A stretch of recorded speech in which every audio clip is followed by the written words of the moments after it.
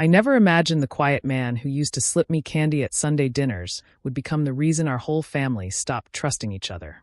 Stick with me while I share my story, and if it touches you, don't forget to support our channel by hitting that subscribe button, dropping a like, and sharing it with the people you care about. It started on an ordinary Sunday when we all gathered at Grandma Noel's house for dinner like we did every week. The table was full of laughter, the kids were running around the yard, and Uncle Briggs sat at the head of the table cracking jokes like nothing was wrong. But I noticed he kept checking his phone under the table, stepping outside to take calls he never explained. When Grandma Noel asked him about the rental property income, he laughed it off and quickly changed the subject to something about the weather. My husband Weston barely looked up from his plate during that exchange, which was strange because he usually joined in when family talked business. I brushed it off as nothing, thinking maybe Briggs was just stressed with work. Grandma Noel trusted him completely. She always said he reminded her most of my late grandfather, steady and responsible. But driving home that night, I couldn't shake the feeling that the warmth at that table was hiding something colder underneath. I glanced at Weston in the passenger seat, quiet and distracted, and a small voice in my head told me our peaceful life was about to change. Weston started coming home late almost every night, always saying he was helping Uncle Briggs with paperwork. At first I didn't think much of it, but the pattern kept repeating, 3 nights a week, sometimes more. When I asked what kind of paperwork needed so much time, he'd give short answers and look away, saying it was just boring tax stuff. One night I pushed a little harder, asking why he couldn't just do it during the day, and he snapped at me, telling me I was always assuming the worst about people. That reaction shocked me because Weston never raised his voice like that. He was usually calm even during disagreements. Around the same time, we canceled a dinner with Grandma Noel because Weston said he was too tired, which felt odd since he never missed seeing her. A week later, he skipped another visit, this time blaming work deadlines that didn't match what he'd told his boss. I started writing down these little moments in my head, the canceled plans, the late nights, the short temper. None of it made sense on its own, but together it felt like pieces of a puzzle I wasn't allowed to see. I didn't have any actual proof that Weston's behavior connected to Briggs, but something in my chest kept telling me the two men were hiding the same secret. I decided to keep watching quietly instead of confronting him again, hoping the truth would surface on its own. Thanksgiving brought the whole family together, and for a while everything felt normal again. But during dinner my mother brought up the rental property, asking why the quarterly payment hadn't shown up this time. Briggs answered quickly, saying it was just a tenant issue and he was already handling it, then moved on to pass the mashed potatoes like it was nothing. Nobody else questioned it, but I saw the way his jaw tightened for a second before he smiled again. After dinner, while we were washing dishes, my cousin Tatum pulled me aside into the hallway. She works at a local bank and told me in a low voice that she'd noticed strange withdrawal patterns on an account linked to our family, one she wasn't even supposed to have access to. My stomach dropped as she described small, repeated withdrawals that didn't match normal spending. This wasn't just about missing rental income anymore. Grandma Noel had recently hired a live-in caregiver, and that caregiver needed to be paid regularly. If money was disappearing, her care could be interrupted, and at her age that felt dangerous. I thought about Weston's late nights and his sudden defensiveness, and for the first time I let myself wonder if he wasn't just helping Briggs with paperwork, but helping him hide something much worse. The thought made me feel sick, but I couldn't ignore it anymore. The call came on a Tuesday morning, and I could barely understand Grandma Noel at first because she was crying so hard. She told me the caregiving agency had just called to say her payment had bounced, and they were pausing her services until it was resolved. I told her to stay calm and rushed straight to her house, then drove her to the bank myself so we could sort it out together. Sitting across from the teller, I watched Grandma Noel's hands shake as she asked for a full statement of her account activity.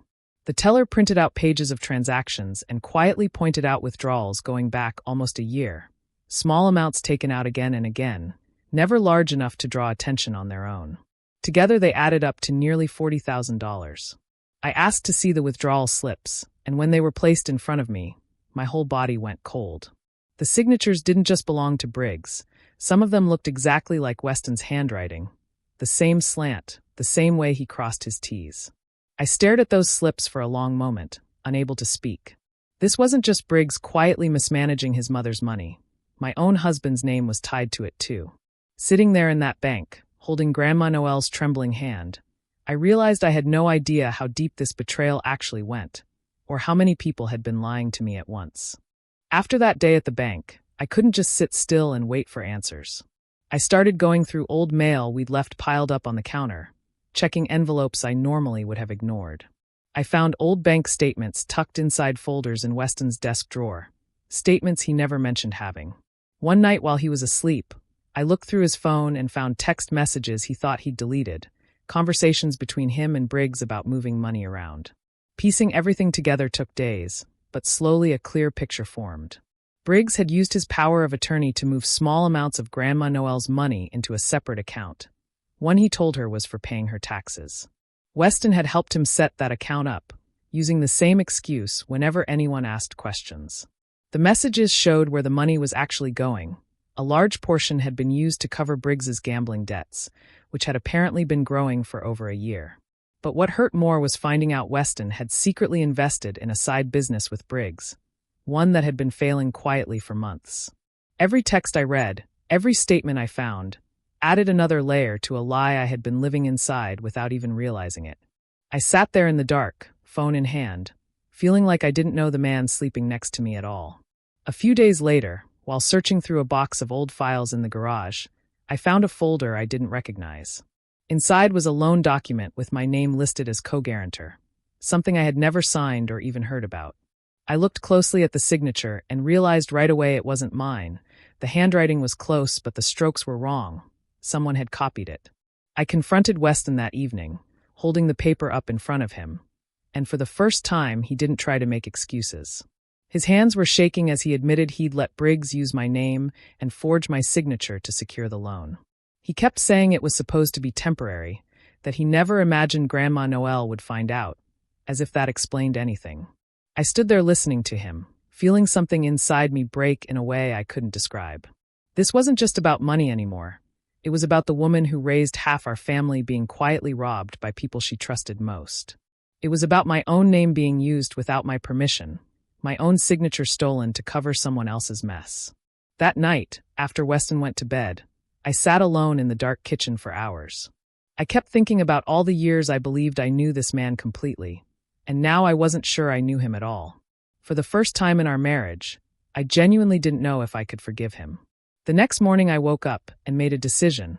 I was done crying and I was done waiting for someone else to fix this. I got a notebook and started writing down every piece of evidence I had, dates, amounts, and where each document came from. I made copies of the forged loan paper, the bank statements, and the text messages, keeping everything organized in a folder I hid in my car. I noted the timestamps on every withdrawal and every message, building a timeline that made the truth impossible to deny. Tatum gave me the number of a family law attorney she trusted, someone who had handled cases like this before. I called and set up a meeting, careful to schedule it during the day while Weston was at work so he wouldn't ask questions. I didn't tell him or Briggs anything about what I was doing. I knew that if either of them found out too soon, they might destroy evidence or come up with a story to cover their tracks. Walking into that attorney's office felt strange, like I was stepping into a version of my life I never expected to live. But sitting there, laying out everything I'd gathered, I stopped feeling like a helpless bystander in my own marriage. My fear slowly turned into something steadier, a quiet determination to see this through no matter what it cost me. For the first time in months, I felt like I was finally back in control of what happened next. My attorney helped me file a formal request for a financial audit of Grandma Noel's accounts, making everything official and out of my hands alone. I also made a quiet call to Adult Protective Services, explaining what I'd found and letting them decide how to proceed from there. Once those requests were filed, things started moving faster than I expected. Briggs had no idea I'd already gathered evidence, so when people started asking him questions, he had no idea where it was coming from. He showed up at our house unannounced one evening, pacing in our living room, demanding to know why the bank had suddenly started asking about his transactions. Weston tried to calm him down, promising in a low voice that he'd handle it and make the questions go away quietly. That night, after Briggs left, Weston turned to me and made the same promise, telling me he'd fix everything if I just gave him time. But it was already too late for quiet fixes.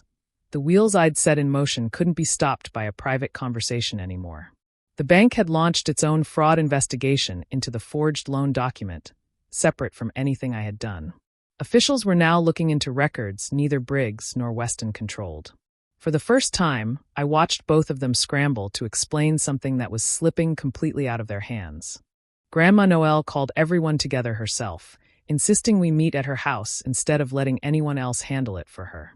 My mother came, Tatum came, and Briggs showed up looking tense, clearly sensing something was wrong. Weston sat beside me, quiet and stiff, probably guessing what was about to happen. Once everyone settled around the dining table, I pulled out the folder I'd been building for weeks and laid every document out in front of them. I went through it piece by piece, the bank statements, the withdrawal slips, the text messages between Weston and Briggs. Briggs tried to interrupt a few times, but the paper trail spoke louder than anything he could say. Then I placed the forged loan document on the table, pointing to my own name and the signature that wasn't mine. Weston's face went pale, and this time he had nothing to say, no excuse left to offer. Grandma Noel sat there for a long moment, her hands trembling slightly as she looked over everything. When she finally spoke, her voice was steady and firm. She told Briggs she wanted every dollar traced and repaid in full. Then she turned to Weston and told him she expected the same honesty from him from that point forward. Nobody at that table said a word after that, the silence stretching long as years of quiet favoritism and blind trust finally broke apart in front of everyone. The months after that meeting were hard, but things finally started moving in the right direction. Briggs faced formal restitution proceedings, and the court stripped him of his power of attorney completely, handing that responsibility to someone more trustworthy. Weston and I started going to separate counseling sessions, trying to figure out honestly whether our marriage could survive what he had hidden from me for so long. It wasn't easy sitting across from a counselor explaining everything that happened, but it gave us both space to be honest in ways we hadn't been at home. Meanwhile, the bank's fraud investigation moved forward, and through a court-ordered repayment plan, Grandma Noel's finances were slowly restored. Her caregiver came back within a few weeks, and I watched the relief return to her face as her daily life stabilized again. Through everything, I learned something I hadn't fully understood before, that love without honesty isn't really love at all. It's just a comfortable lie. I stopped accepting silence as an answer whenever something felt wrong in my own home, choosing instead to ask hard questions even when they were uncomfortable. Today, Grandma Noel is safe and cared for, and our family is slowly learning to rebuild trust on more honest terms. Looking back, I finally understand that protecting the people you love sometimes means being brave enough to expose the ones who hurt them, even when it costs you everything you thought you had.